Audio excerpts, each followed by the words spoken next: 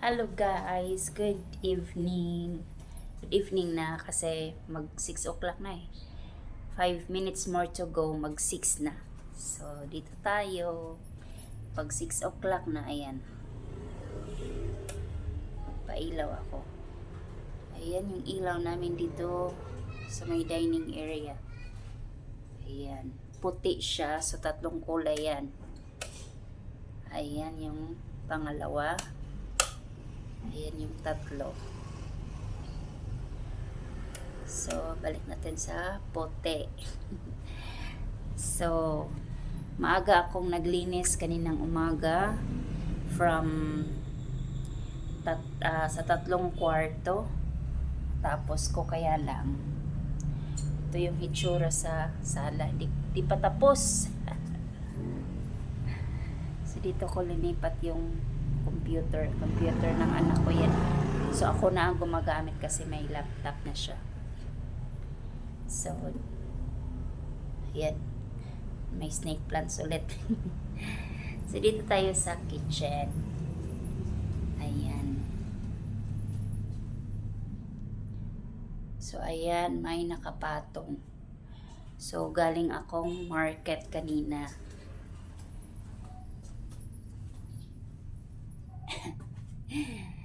Galing tayo ng market.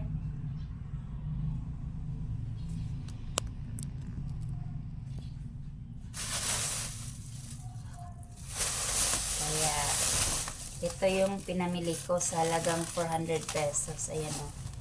2 carrots, 2 sayote, half cabbage, 2 patatas, onion,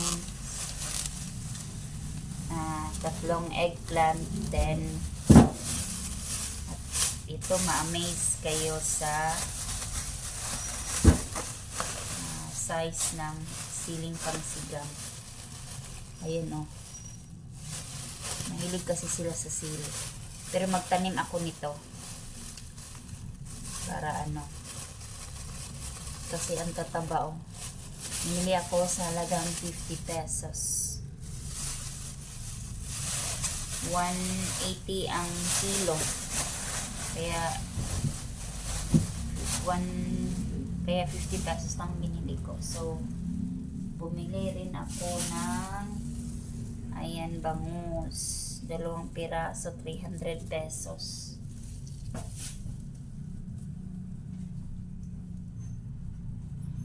At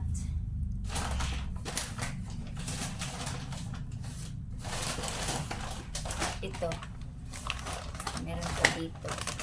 Ang laman nito ay ayan, ito karneng baboy. Magic sarap. Sa halagang ano to, 700 plus. Bili ako ng condense.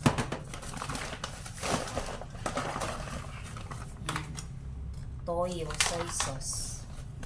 Kasi naubos na ang aming soy sauce. Bili lang tayo ng pouch para makamura. And ganito, 3 ganito.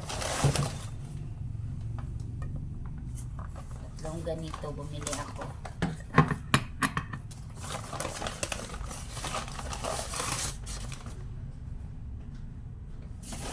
Ang panghuli ay ano kaya ito? Ay, sabon.